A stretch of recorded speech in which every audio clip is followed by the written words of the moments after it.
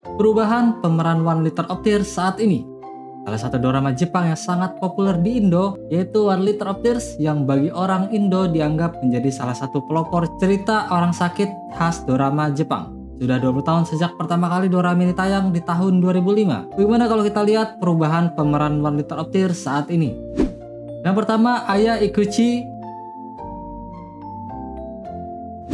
Yang kedua, Haruto Asao. Yang ketiga, Shioka Ikuchi. Yang keempat, Ako Ikuchi.